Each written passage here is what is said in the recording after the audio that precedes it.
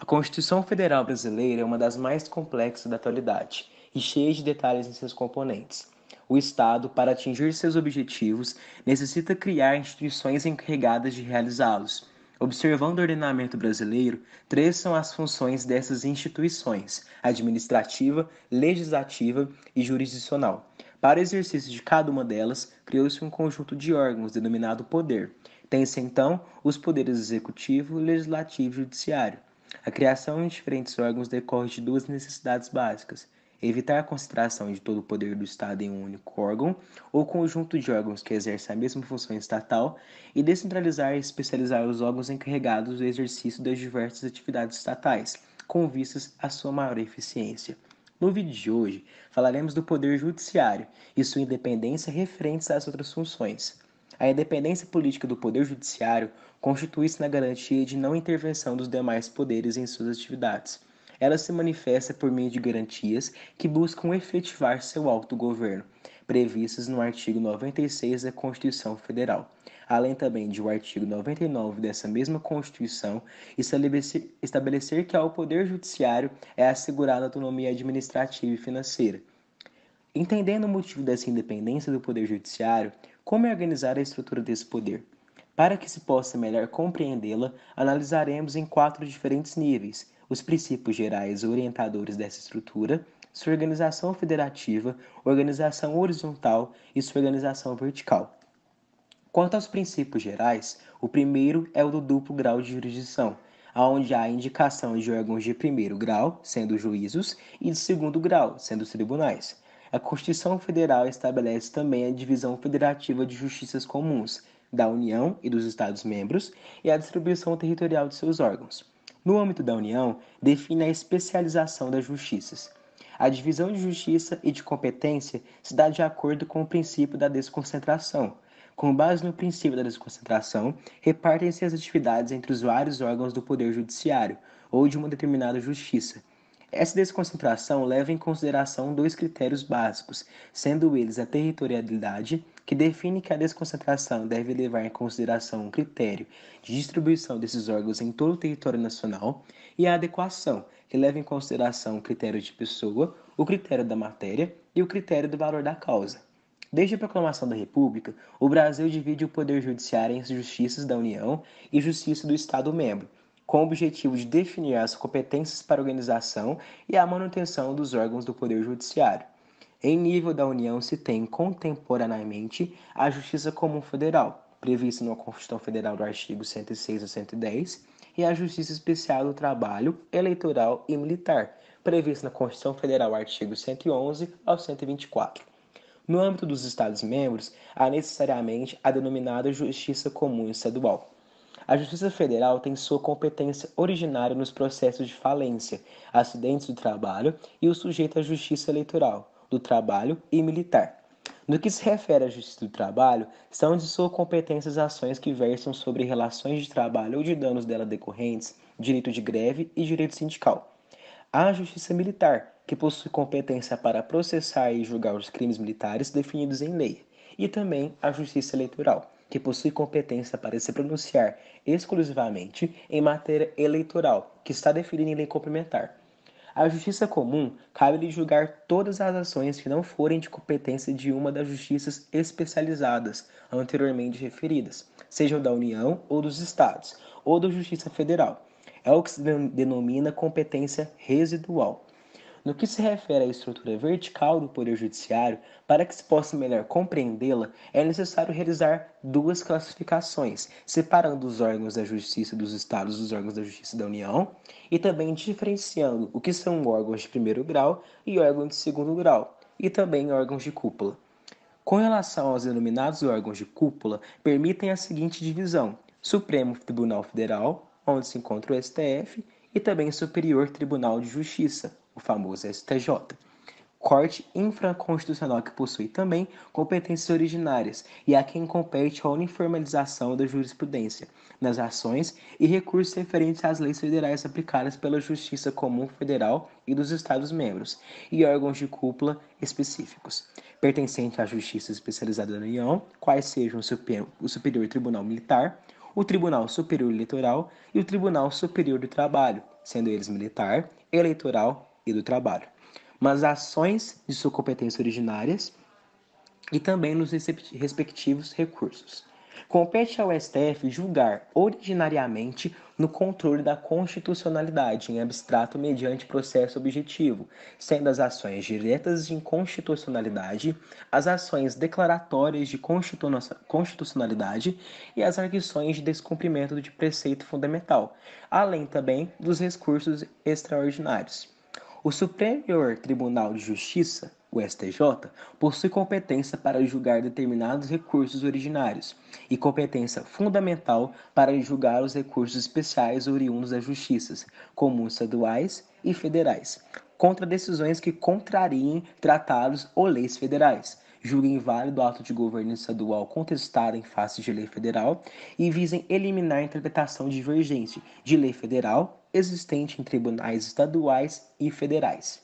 O ponto de destaque dentro do texto constitucional de 1988 foi a previsão dos juizados especiais. A Lei de número 9.099 de 1995, que criou os juizados especiais junto às justiças estaduais, revogou a Lei número 7.244 de 1984, que disciplinava os juizados de pequenas causas. É essa lei que determina que são causas de pequena complexidade aquelas cujo valor não ultrapasse 40 salários mínimos, eliminando a diferenciação entre as pequenas causas e as causas de menor complexidade, fazendo opção pela leitura que unifica os juizados.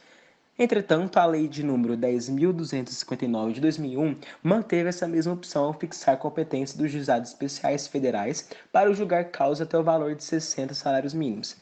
A pequena complexidade não está ligada ao valor da causa, lembrando, mas sim ao seu conteúdo, onde se encontra a matéria. Além disso, surge então o juizado de paz, famosa justiça de paz, não possuindo caráter jurisdicional. A justiça de paz não se inclui dessa forma entre os instrumentos processuais clássicos. No entanto, o fato de que a justiça de paz deve obrigatoriamente ser criada faz este órgão uma instituição que, se for bem regulamentada, se funcionar de excelência, pode ser extremamente útil à efetiva solução de conflitos no mundo dos fatos, independentemente de declaração a respeito de qual das partes possui razão no âmbito do direito. Com a legitimidade popular oriunda da efetividade de seus membros, a justiça de paz seria um importante canal para a prevenção de resolução de conflitos, principalmente os pequenos, reduzindo a sobrecarga do poder judiciário com questões que possam ser resolvidas extrajudicialmente, por meio de instrumentos eficazes como a conciliação. Também foram criados, no plano constitucional, o Conselho da Justiça Federal, onde sua composição inclui 15 conselheiros aprovados pelo Senado e, então, nomeados pelo Presidente da República. Suas competências estão expressamente previstas no artigo 103 da Constituição Federal, sendo, por exemplo, o dever de zelar pela autonomia do Poder Judiciário e pelo cumprimento do Estatuto de Magistratura, expedindo atos normativos e recomendação, entre outros. Diante do que foi ilustrado pelo meu colega, posso agora ilustrar um pouco sobre a composição dos tribunais presentes no Poder Judiciário.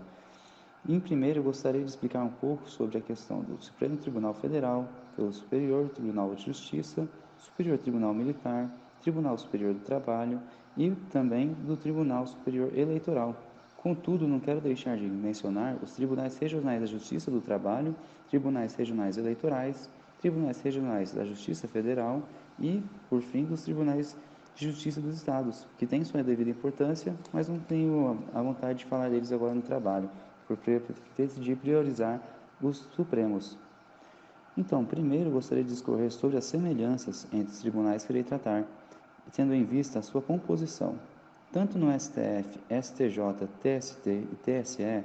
há a necessidade de que os ministros sejam brasileiros natos entre cidadãos, com mais de 35 e menos de 65 anos, com reputação ilibada e notável saber jurídico, ou seja, que sejam bacharéis em direito,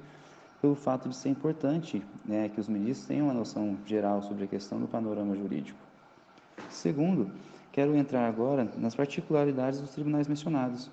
sendo o primeiro que eu quero entrar em questão o STF, que precisa que seus ministros sejam escolhidos e nomeados pelo Presidente da República e tenham aprovado a escolha pelo Senado. Já o STJ é formado por ministros vindo de um terço dentre os desembargadores federais dos tribunais regionais federais e um terço também dentre os desembargadores dos tribunais de justiça estaduais, como também um terço entre os membros do Ministério Público e da Advocacia, sendo no mínimo admitido 33 ministros. E agora, tratando sobre TST, todos os seus 27 membros são nomeados pelo Presidente da República, entre membros dos Tribunais Regionais do Trabalho, da Advocacia e do Ministério Público do Trabalho. E é importante salientar que todos os que eu falei previamente têm que ser dotados de notável saber jurídico, mas isso é algo que já foi mencionado previamente. Já sobre o TSE, sua composição é de ministros do STF e do STJ, eleitos pelos seus pares, e de juízes nomeados pelo Presidente da República, entre membros da Advocacia.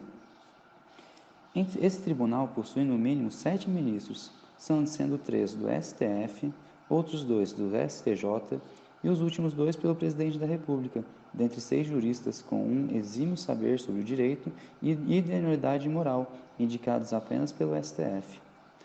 E agora, por último, sobre os que eu quero tratar, sobre o STM. Embora ele tenha características de certa forma semelhantes aos dos tribunais, como o fato de ser necessário ser brasileiro, nato, e sobre a questão de ter uma idoneidade moral,